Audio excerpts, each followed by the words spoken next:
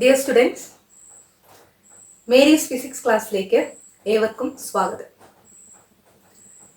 ഇന്ന് നമ്മൾ ഡിസ്കസ് ചെയ്യുന്ന topic lighting effect of electric current എന്നുള്ളതാണ്. നിങ്ങളുടെ ടെക്സ്റ്റിലെ പേജ് നമ്പർ 23. ഇലക്ട്രിക്കൽ എനർജി കടത്തിവിടുമ്പോൾ ലൈറ്റ് എനർജി പ്രൊഡ്യൂസ് ചെയ്യുന്ന ഡിവൈസ് ഏതാണ് എന്ന് നിങ്ങൾക്കെല്ലാം അറിയാം. ബൾബുകൾ അല്ലെങ്കിൽ ലാമ്പുകൾ. 3 തരം ലാമ്പുകളെ കുറിച്ചാണ് നിങ്ങൾക്ക് പഠിക്കാനുള്ളത്. ഒന്നാമത്തേത് ഫിലമെന്റ് ലാമ്പ്, രണ്ടാമത്തേത് ഡിസ്ചാർജ് ലാമ്പ്, മൂന്നാമത്തേത് LED ബൾബ്. ആദ്യമായിട്ട് നമുക്ക് ഫിലമെന്റ് ലാമ്പിനെ കുറിച്ച് പഠിക്കാം.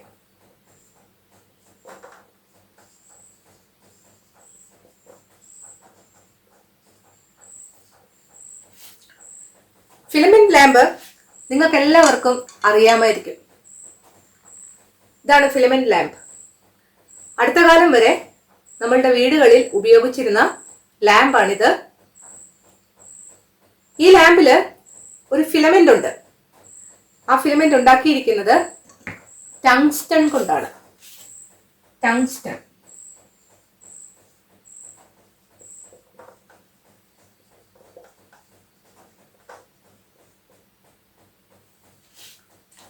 നോർമൽ വോൾട്ടേജിൽ ടങ്സ്റ്റൺ ഫിലമെന്റ് വൈറ്റ് ഹോട്ട് ആകും, വൈറ്റ് ലൈറ്റ് എമിറ്റ് ചെയ്യുകയും ചെയ്യും.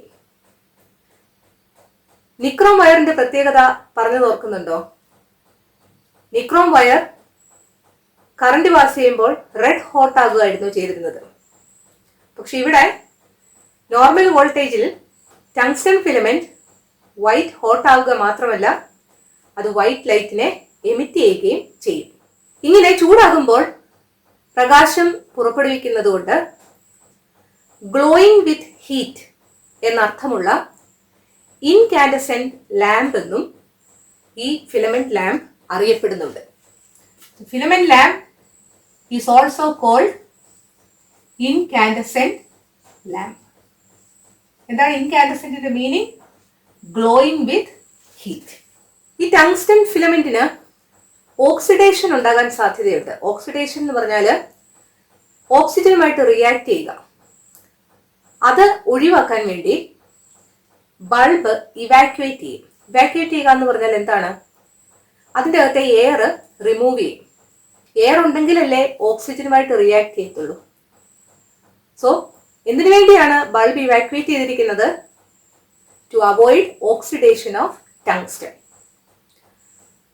അതുപോലെ തന്നെ ഈ ബൾബില് വേപ്പേഴ്സ് ഉണ്ടാകാൻ സാധ്യതയുണ്ട്. വേപ്പേഴ്സ്. ഈ വേപ്പറൈസേഷൻ റെഡ്യൂസ് ചെയ്യാൻ വേണ്ടി ഈ ബൾബിൻ്റെ അകത്ത് ഇനേർട്ട് ഗ്യാസോ അല്ലെങ്കിൽ നൈട്രജനോ ലോ പ്രഷറിൽ ഫില്ല് ചെയ്തിട്ടുണ്ട്. സാധാരണയായി നൈട്രജൻ ആണ് ഉപയോഗിക്കുന്നത്. കാരണം നൈട്രജന്റെ റെഡി അവൈലബിലിറ്റി. രണ്ടാമത്, എയറിന്റെ ആബ്സെൻസിൽ നൈട്രജൻ ഇനേർട്ട് ഗ്യാസിന്റെ ബിഹേവിയർ കാണിക്കുകയും ചെയ്യും.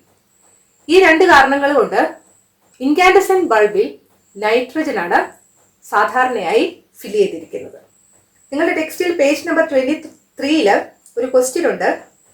Y is the bulb filled with an inert gas or nitrogen? Inert gas കൊണ്ടോ നൈട്രജൻ കൊണ്ടോ ഈ ബൾബ് ഫില്ല് ചെയ്തിരിക്കുന്നത് എന്തിനു വേണ്ടിയാണ്? To reduce vaporisation. അടുത്തത് നമുക്ക് പഠിക്കാനുള്ളത് എന്തുകൊണ്ടാണ് ഈ ടങ്സ്റ്റൺ ഫിലമെന്റ് ഉപയോഗിക്കുന്നത്. അതിന്റെ റീസൺ, ഒന്നാമത്തേത് ടങ്സ്റ്റണിന് ഹൈ റെസിസ്റ്റിവിറ്റിയാണ്. റെസിസ്റ്റിവിറ്റി എന്ന് പറഞ്ഞാൽ എന്താണെന്ന് നിക്രോമിന്റെ പ്രത്യേകതകൾ പറഞ്ഞപ്പോൾ പറഞ്ഞതാണ്. റെസിസ്റ്റിവിറ്റി എന്ന് പറഞ്ഞാൽ റെസിസ്റ്റൻസ് തന്നെയാണ്. യൂണിറ്റ് ലെങ്തും യൂണിറ്റ് ഏരിയ ഓഫ് ക്രോസ് സെക്ഷനുമുള്ള സബ്സ്റ്റൻസിന്റെ റെസിസ്റ്റൻസിന് പറയുന്ന പേരാണ് റെസിസ്റ്റിവിറ്റി. ടങ്സ്റ്റൺ ഫിലമെന്റിന് ഹൈ റെസിസ്റ്റിവിറ്റിയാണ് ഉള്ളത്. രണ്ടാമത്തേത് ഹൈ മെൽറ്റിംഗ് പോയിന്റ്. ഇതിനെക്കുറിച്ചും നമ്മൾ നിക്രോമിന്റെ പ്രത്യേകത പറഞ്ഞപ്പോൾ പറഞ്ഞതാണ് മെൽറ്റിംഗ് പോയിന്റ് എന്ന് പറഞ്ഞാൽ ഒരു സബ്സ്റ്റൻസ് ഉരുകുന്ന ടെമ്പറേച്ചറാണ്. ഹൈ മെൽറ്റിംഗ് പോയിന്റ് എന്ന് പറഞ്ഞാൽ ഒരുപാട് ടെമ്പറേച്ചർ ഹൈ ആകുമ്പോൾ മാത്രമേ ഈ ഫിലമെന്റ് ഉരുകത്തുള്ളൂ. നമുക്ക് ആവശ്യമുള്ള ഒരു ടെമ്പറേച്ചറിൽ ഈ ഫിലമെന്റ് ഉരുകത്തില്ല. മൂന്നാമത് ഹൈ ഡക്റ്റിലിറ്റി. ഇത് നിങ്ങൾ കേട്ടിട്ടില്ലാത്ത ഒരു ടേം ആയിരിക്കും അല്ലെ, ഡക്റ്റിലിറ്റി. ഡക്റ്റിലിറ്റി എന്ന് പറഞ്ഞാൽ ability to be drawn into thin wires without breaking. അതായത് നേർത്ത കമ്പികളാക്കി ഒരു സബ്സ്റ്റൻസിനെ മാറ്റിയെടുക്കാൻ സാധിക്കുമെങ്കിൽ അതിന് ഡക്റ്റിലിറ്റി എന്നാണ് പറയുന്നത്. ടങ്സ്റ്റൺ ഫിലമെന്റ് ഒരു നേർത്ത കമ്പിയാക്കിയാണ് ഇൻകാൻഡസെന്റ് ബൾബിൽ വെച്ചിരിക്കുന്നത്. കാരണം എന്താണ്? അതിന്റെ ഹൈ ഡക്റ്റിലിറ്റിയാണ്. നാലാമത്തെ property ability to emit white light in white hot condition. Ability to emit white light in white hot condition. അതായത് നേരത്തെ നമ്മൾ പറഞ്ഞു നോർമൽ വോൾട്ടേജിൽ ഈ ടങ്സ്റ്റൺ ഫിലമെന്റ് വൈറ്റ് ഹോട്ട് ആകും, വെള്ള നിറത്തിലാണ് ആകുന്നത്. അതുപോലെ തന്നെ അത് വൈറ്റ് ലൈറ്റ് എമിറ്റ് ചെയ്യുകയും ചെയ്യും. വെള്ള നിറത്തിലാകുന്ന ആ കണ്ടീഷനാണ് വൈറ്റ് ഹോട്ട് കണ്ടീഷൻ എന്ന് ഉദ്ദേശിക്കുന്നത്. ആ വൈറ്റ് ഹോട്ട് കണ്ടീഷൻ ആകുമ്പോൾ അത് വൈറ്റ് ലൈറ്റിനെ എമിറ്റ് ചെയ്യുകയും ചെയ്യും. ഈ 4 പോയിന്റ് വളരെ ഇമ്പോർട്ടൻ്റ് ആണ്. നിക്രോമിന്റെ പ്രോപ്പർട്ടീസ് പഠിച്ചതുപോലെ തന്നെ ഈ ടങ്സ്റ്റൺ ഫിലമെന്റിന്റെ പ്രോപ്പർട്ടീസും നിങ്ങൾ നന്നായിട്ട് മനസ്സിലാക്കി വെക്കണം. വളരെ എളുപ്പമാണ്. നിങ്ങളുടെ ക്വസ്റ്റ്യൻ നോക്കുക. What properties of tungsten make it suitable for being used as a filament. അതിന്റെ ആൻസർ ടെക്സ്റ്റിൽ തന്നെ തന്നിട്ടുണ്ട്. High resistivity, high melting point, high ductility, ability to emit white light in white hot condition. Page number 24 ഒരു question തന്നിരിക്കുന്ന നോക്കുക. Nichrome is not used as filament in incandescent lamps. Why? Nichrome എന്തുകൊണ്ടാണ് incandescent ലാമ്പുകളിൽ ഉപയോഗിക്കാത്തത്? എന്താണ് reason? White light is not emitted from it. അതാണ് കാരണം. When electric current passes through nichrome, it becomes red hot. No white light is emitted from it. മനസ്സിലായോ? വെള്ള light nichrome ഉപയോഗിച്ചാൽ കിട്ടത്തില്ല. അതാണ് കാരണം. അടുത്ത ക്വസ്റ്റ്യൻ നോക്കുക. Touch a filament lamp after it has been lit for a short period of time. What do you feel? കുറച്ചു നേരം ഇൻകാൻഡസെന്റ് ലാമ്പ് ഓണാക്കി വെച്ചിട്ട് അത് ഓഫ് ചെയ്തിട്ട് ആ ബൾബേൽ ഒന്ന് തൊട്ട് നോക്കുക. എന്തായിരിക്കും നിങ്ങൾക്ക് തോന്നുന്നത്? അത് ചൂടായതായിട്ട് കാണാം അല്ലേ? എന്തുകൊണ്ടാണ് അത് ചൂടായത്? ആ ഇലക്ട്രിക്കൽ എനർജിയുടെ കുറച്ച് ഭാഗം മാത്രമേ ലൈറ്റ് എനർജി ആയിട്ട് ഉപയോഗപ്പെട്ടുള്ളൂ. ബാക്കി ഭാഗം മുഴുവൻ ഹീറ്റ് എനർജി ആയിട്ട് വേസ്റ്റ് ആയിപ്പോയി. അതുകൊണ്ട് നമുക്ക് പറയാം അതിന്റെ എഫിഷ്യൻസി വളരെ കുറവാണെന്ന്. എഫിഷ്യൻസി എന്ന് പറഞ്ഞാൽ കുറച്ച് പവർ എടുക്കുകയും കൂടുതൽ പവർ തരികയും ചെയ്യുക. അപ്പോഴാണ് എഫിഷ്യൻസി വരുന്നത്. ഇവിടെ electrical energy per unit time ആണല്ലോ പവർ. ഇലക്ട്രിക്കൽ എനർജി നല്ലതുപോലെ എടുക്കുന്നു, പക്ഷേ ലൈറ്റ് എനർജി കുറച്ചളവിലേ കിട്ടുന്നുള്ളൂ. ബാക്കി മുഴുവൻ ഹീറ്റ് ആയിട്ട് വേസ്റ്റ് ആയിട്ട് പോകുവാണ്. അതാണ് ഈ ഫിലമെന്റ് ലാമ്പിന്റെ ഡിസഡ്വാൻറ്റേജ്. അതുകൊണ്ടാണ് നിങ്ങൾ ടെക്സ്റ്റ് പറഞ്ഞിരിക്കുന്നത് a major part of the electrical energy supplied to an incandescent lamp is lost as heat. Hence the efficiency of these devices is less. So what are the disadvantages of filament lamp? നിങ്ങളോട് ചോദിക്കാം. ഒന്നാമത്തേത് loss of energy in the form of heat.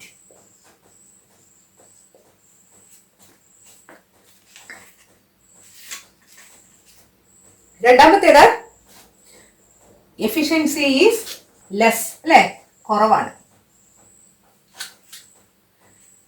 ഈ ഡിസഡ്വാൻറ്റേജുകൾ ഉള്ളതുകൊണ്ട് രണ്ടാമത് ഒരു lamp കണ്ടുപിടിക്കപ്പെട്ടു. അതാണ് discharge lamp.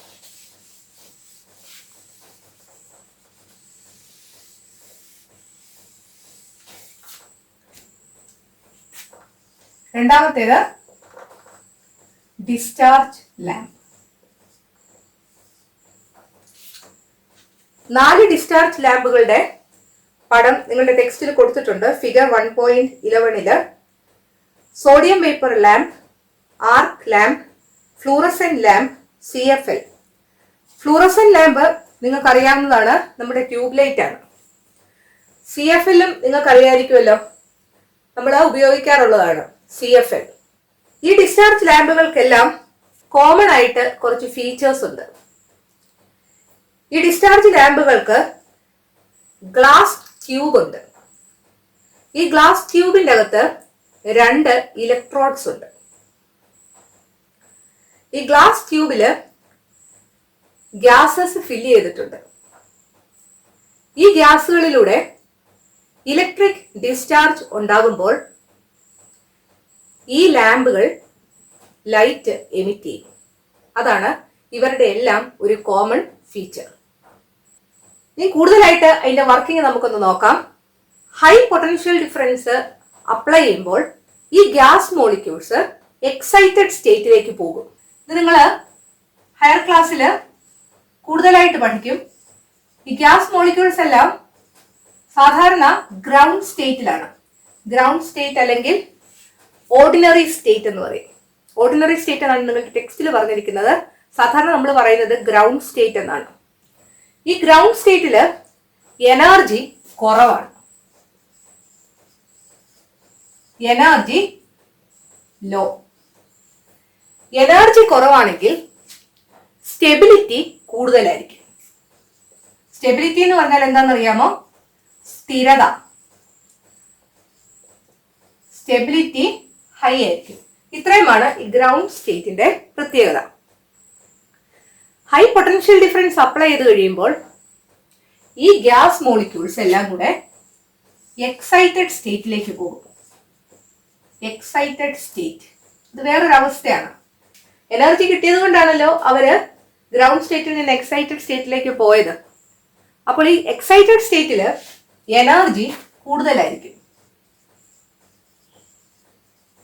Energy കൂടുതലാണെങ്കിൽ stability law ആയിരിക്കും, കുറവായിരിക്കും. എക്സൈറ്റഡ് സ്റ്റേറ്റിന്റെ പ്രത്യേകത എന്താണ്? എക്സൈറ്റഡ് സ്റ്റേറ്റിൽ എനർജി കൂടുതലായിരിക്കും. എനർജി കൂടുതലാണെങ്കിൽ അവിടുത്തെ സ്റ്റെബിലിറ്റി അല്ലെങ്കിൽ സ്ഥിരത, ഗ്യാസ് മോളിക്യൂൾസ്, അവിടെ എത്തുന്ന ഗ്യാസ് മോളിക്യൂൾസിന് സ്ഥിരത കുറവായിരിക്കും. സ്റ്റെബിലിറ്റി ഇല്ലാത്തത് കാരണം ഈ ഗ്യാസ് മോളിക്യൂൾസ് ഗ്രൗണ്ട് സ്റ്റേറ്റിൽ നിന്ന് എനർജി കിട്ടി എക്സൈറ്റഡ് സ്റ്റേറ്റിലേക്ക് പോയാലും സ്റ്റെബിലിറ്റി അറ്റൈൻ ചെയ്യാൻ വേണ്ടി അത് തിരിച്ച് ഗ്രൗണ്ട് സ്റ്റേറ്റിലേക്ക് വരും. അങ്ങനെ വരുമ്പോൾ അതിന്റെ കയ്യിൽ എക്സസ് ആയിട്ട് എനർജി കിടപ്പുണ്ട്. ആ എനർജിയുമായിട്ട് ഗ്രൗണ്ട് സ്റ്റേറ്റ് വരാൻ പറ്റത്തില്ല, കാരണം ഗ്രൗണ്ട് സ്റ്റേറ്റിന് അത്ര എനർജി ഇല്ല. അതുകൊണ്ട് അതിന്റെ കൈവശമുള്ള എക്സസ് ആയിട്ടുള്ള എനർജി അത് ലൈറ്റ് ആയിട്ട് എമിറ്റ് ചെയ്യും. അതിന്റെ കൂട്ടത്തില് വേറെ കുറച്ച് റേഡിയേഷൻസും ഉണ്ടാകും. ഇത്ര നിങ്ങൾക്ക് മനസ്സിലായോ? ഒന്നുകൂടെ പറയാം. ഹൈ പൊട്ടൻഷ്യൽ ഡിഫറൻസ് അപ്ലൈ ചെയ്യുമ്പോൾ ഈ ഗ്യാസ് മോളിക്യൂൾസ് എക്സൈറ്റഡ് ആകും. സ്റ്റെബിലിറ്റി അറ്റൈൻ ചെയ്യാൻ വേണ്ടി ഈ എക്സൈറ്റഡ് സ്റ്റേറ്റിൽ നിന്ന് തിരിച്ച് ഒറിജിനൽ സ്റ്റേറ്റിലേക്ക് അല്ലെങ്കിൽ ഗ്രൗണ്ട് സ്റ്റേറ്റിലേക്ക് ഈ ഗ്യാസ് മോളിക്യൂൾസ് വരും. അപ്പോൾ അതിന്റെ കൈവശം ഉണ്ടായിരുന്ന എക്സസ് എനർജി ലൈറ്റ് ആയിട്ടും വേറെ ചില റേഡിയേഷൻസ് ആയിട്ടും എമിറ്റ് ചെയ്യും. ഇനി ഒരു പ്രത്യേകതയും കൂടെ ഉണ്ട്. ഈ എക്സൈറ്റഡ് സ്റ്റേറ്റ് എന്ന് പറയുന്നത് ഒരെണ്ണമല്ല, ഒരുപാട് എക്സൈറ്റഡ് സ്റ്റേറ്റ്സ് ഉണ്ട്. ഇതും നിങ്ങൾ ഹയർ ക്ലാസ്സുകളിൽ പഠിക്കും. ആദ്യത്തെ സ്റ്റേറ്റിന് നമ്മൾ ഫസ്റ്റ് എക്സൈറ്റഡ് സ്റ്റേറ്റ് എന്ന് പറയും, രണ്ടാമത്തേതിന് സെക്കൻഡ് എക്സൈറ്റഡ് സ്റ്റേറ്റ് എന്ന് പറയും, മൂന്നാമത്തേതിന് തേർഡ് എക്സൈറ്റഡ് സ്റ്റേറ്റ് എന്ന് പറയും. അങ്ങനെ എക്സൈറ്റഡ് സ്റ്റേറ്റ് പലതുണ്ട്. ഒന്നാമത്തെ എക്സൈറ്റഡ് സ്റ്റേറ്റിൽ നിന്ന് താഴോട്ട് വരുമ്പോൾ എമിറ്റ് ചെയ്യുന്ന ലൈറ്റിന്റെ കളർ ആയിരിക്കത്തില്ല രണ്ടാമത്തെ എക്സൈറ്റഡ് സ്റ്റേറ്റിൽ നിന്ന് ഗ്രൗണ്ട് സ്റ്റേറ്റ് അല്ലെ ഒറിജിനൽ സ്റ്റേറ്റിലേക്ക് വരുമ്പോൾ എമിറ്റ് ചെയ്യുന്ന ലൈറ്റിന്റെ കളർ. ആ കളർ ആയിരിക്കത്തില്ല മൂന്നാമത്തെ എക്സൈറ്റഡ് സ്റ്റേറ്റിൽ ഇരിക്കുന്ന ഗ്യാസ് മോളിക്യൂൾസ് ഗ്രൗണ്ട് സ്റ്റേറ്റിലേക്ക് വരുമ്പോൾ എമിറ്റ് ചെയ്യുന്ന കളർ. അപ്പൊ എന്തായിട്ട് പറയുന്നത്, എക്സൈറ്റഡ് എനർജി ലെവൽസിന്റെ ആശ്രയിച്ച് എമിറ്റ് ചെയ്യുന്ന ലൈറ്റിന്റെ കളറും ഡിഫറെന്റ് ആയിരിക്കും. നിങ്ങളുടെ ടെക്സ്റ്റ് ഒന്ന് വായിച്ചു നോക്കുക. പേജ് നമ്പർ 24 നിങ്ങൾക്ക് മനസ്സിലായോ നോക്കുക. ഇത് ചോദിക്കാം, ഡിസ്ചാർജ് ലാമ്പുകളുടെ വർക്കിംഗ് എങ്ങനെയാണെന്ന് ചോദിക്കാം. പേജ് നമ്പർ 24 നിങ്ങൾ നോക്കിക്കേ. Discharge lamps are glass tubes fitted with 2 electrodes. They emit light as a result of discharge of electricity through the gases filled in tubes. മനസ്സിലായല്ലോ? ആ ഗ്യാസുകളിലൂടെ ഇലക്ട്രിക് ഡിസ്ചാർജ് ഉണ്ടാകുമ്പോഴാണ് ഈ ലാമ്പുകളെല്ലാം ലൈറ്റ് എമിറ്റ് ചെയ്യുന്നത്. When a high potential difference is applied, the gas molecules get excited. Clear അല്ലേ? High potential difference apply ചെയ്യുമ്പോൾ ഈ gas molecules എല്ലാം excited ആകും, അല്ലെങ്കിൽ എക്സൈറ്റഡ് സ്റ്റേറ്റിലേക്ക് പോകും. Excited atoms come back to their original state for attaining stability. ഈ excited atoms original സ്റ്റേറ്റിലേക്ക് തിരിച്ചു വരും. എന്തിനു വേണ്ടി? For attaining stability. During this process the energy stored in them will be radiated as light. ഈ പ്രോസസ്സിൽ ഈ ഗ്യാസ് മോളിക്യൂൾസിൽ സ്റ്റോർ ചെയ്തിരിക്കുന്ന എനർജി എന്തായിട്ട് എമിറ്റ് ചെയ്യപ്പെടും? ലൈറ്റ് ആയിട്ട് എമിറ്റ് ചെയ്യപ്പെടും. Depending on the difference in the energy levels, lights of different colours and other radiations R emitted. ആ എനർജി ലെവൽസിന്റെ ഡിഫറൻസിനെ ആശ്രയിച്ച്, അതായത് ഫസ്റ്റ് എക്സൈറ്റഡ് സ്റ്റേറ്റിൽ നിന്നാണോ വരുന്നത്, സെക്കൻഡ് എക്സൈറ്റഡ് സ്റ്റേറ്റിൽ നിന്നാണോ വരുന്നത്, എവിടെ നിന്നാണോ ഗ്രൗണ്ട് സ്റ്റേറ്റിൽ നിന്ന് ആ ഗ്യാസ് മോളിക്യൂൾ വരുന്നത്, അതിനനുസരിച്ചുള്ള കളറിലുള്ള ലൈറ്റ് ആയിരിക്കും എമിറ്റ് ചെയ്യുന്നത്. നിങ്ങൾക്ക് മനസ്സിലായെന്ന് വിചാരിക്കുന്നു. ഇത് നിങ്ങൾ പഠിക്കണം കേട്ടോ. മനസ്സിലാക്കിയാൽ മതി, ബാക്കി നിങ്ങളുടെ വേർഡ്സിൽ എഴുതിയാൽ മതി. അതിന് താഴെ കിടക്കുന്ന ക്വസ്റ്റ്യൻ നിങ്ങൾ നോക്കുക. What are the advantages of using discharge lamps instead of incandescent lamps? Incandescent ലാമ്പുകളെ കാട്ടിൽ എന്ത് മെച്ചമാണ് ഈ ഡിസ്ചാർജ് ലാമ്പുകൾക്ക് ഉള്ളത്? നോക്കാം.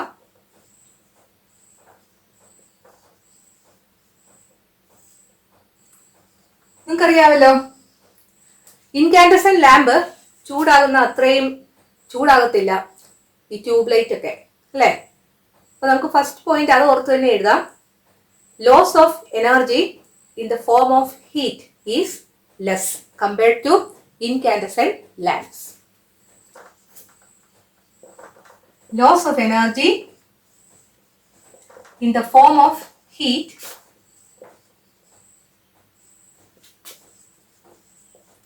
is less. ഇതുപോലെ ഹീറ്റ് ലോസ് കുറവാണെങ്കിൽ ഉടൻ തന്നെ നമുക്ക് അടുത്ത പോയിന്റ് എഴുതാം. അതിന്റെ എഫിഷ്യൻസി എങ്ങനെയായിരിക്കും? എഫിഷ്യൻസി കൂടുതലായിരിക്കും, അല്ലെ? Efficiency is more than that of the incandescent lamp. ശരിക്കും പറഞ്ഞാൽ ഇൻകാൻഡസെന്റ് ലാമ്പിന്റെ എഫിഷ്യൻസിയെ കാട്ടിൽ 4 ഇരട്ടി എഫിഷ്യൻസി ഈ ഡിസ്ചാർജ് ലാമ്പുകൾ കൊണ്ടെന്നാണ് പറയുന്നത്. നമുക്ക് ആ പോയിന്റ് എഴുതാം. Efficiency is 4 times more than that of incandescent lamps.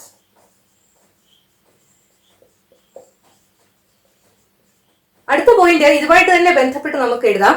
Power കുറച്ചെടുക്കുക, അതായത് ഇൻപുട്ട് പവർ കുറവും ഔട്ട്പുട്ട് പവർ വളരെ കൂടുതലുമാണെങ്കിൽ എഫിഷ്യൻസി വളരെ കൂടുതലാന്ന് പറയും.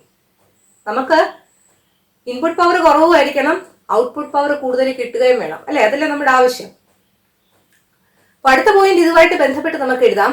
Power consumption is low. Consume ചെയ്യുക എന്ന് പറഞ്ഞാൽ എന്താ? യൂസ് ചെയ്യുക. പവർ കൺസംഷൻ എന്ന് പറഞ്ഞാൽ പവർ ഉപയോഗിക്കുന്നത് ലോ ആണ്, കുറവാണ്. പവർ എന്ന് പറഞ്ഞാൽ electrical energy per unit time ആണ്, അല്ലെ? പവർ കുറവാന്ന് പറഞ്ഞാൽ അതിന്റെ അർത്ഥം ഉപയോഗിക്കുന്ന ഇലക്ട്രിക്കൽ എനർജി കുറവായിരിക്കും എന്ന് തന്നെയാണ്. So power consumption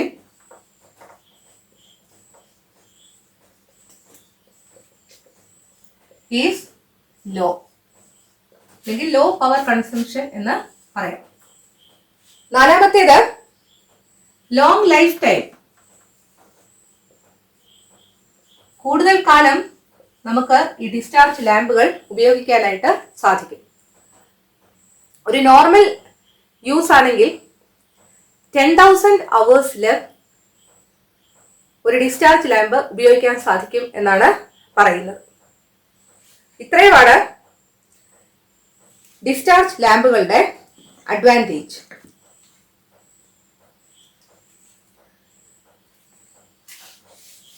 ഇനി ഡിസ്ചാർജ് ലാമ്പുകളുടെ ഡിസഡ്വാൻറ്റേജ് എന്താന്ന് നോക്കാം.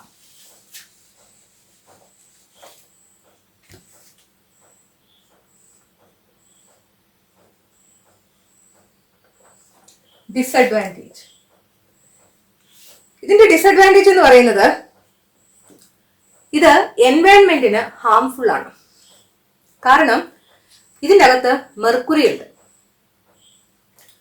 നിങ്ങളുടെ വീട്ടില് പേരൻസ് ഒക്കെ പറഞ്ഞിട്ടുണ്ടാകും ഈ ട്യൂബ് ലൈറ്റും CFL ഒക്കെ ഉപയോഗശൂന്യമായി കഴിഞ്ഞാൽ അത് എറിഞ്ഞു പൊട്ടിക്കുകയൊന്നും ചെയ്യരുതെന്ന്. കാരണം ഇതിൻ്റെ അകത്തുള്ള mercury എൻവയൺമെന്റിന് ഹാനികരമാണ്.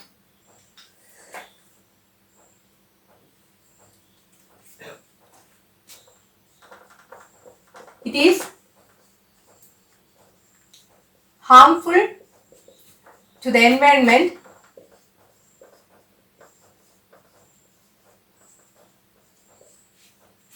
since it contains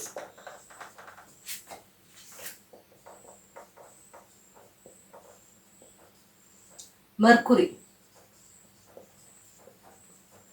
which is poisonous. Mercury poisonous ആണ്. ആ മെർക്കുറി ഈ ഡിസ്ചാർജ് ലാമ്പിൽ ഉള്ളതുകൊണ്ട് അതൊട്ടും എൻവയൺമെന്റൽ ഫ്രണ്ട്ലി അല്ല. It is harmful to the environment. ഇതാണ് ഡിസ്ചാർജ് ലാമ്പിന്റെ ദോഷം. ഇനി നിങ്ങളുടെ ടെക്സ്റ്റിലെ പേജ് നമ്പർ 25 ഒരു ക്വസ്റ്റ്യൻ കിടപ്പുണ്ട്. What are the factors to be considered when you select a bulb? ഒരു ബൾബ് സെലക്ട് ചെയ്യുമ്പോൾ എന്തൊക്കെ ഫാക്ടേഴ്സ് ആണ് ശ്രദ്ധിക്കേണ്ടത്? Factors to be considered while selecting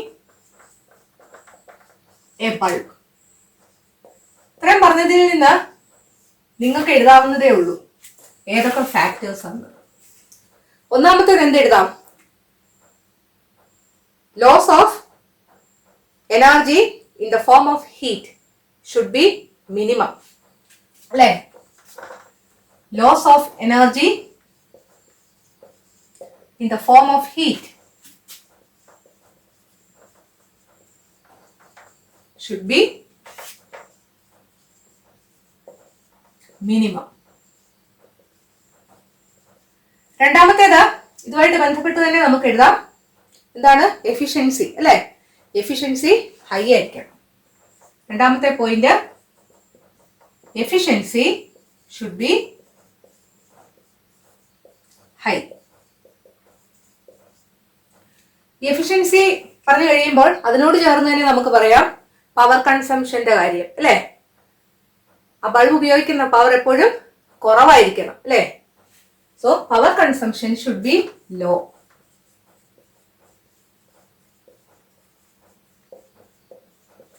ഇതൊക്കെ നമുക്ക് തന്നെ എഴുതാമല്ലേ?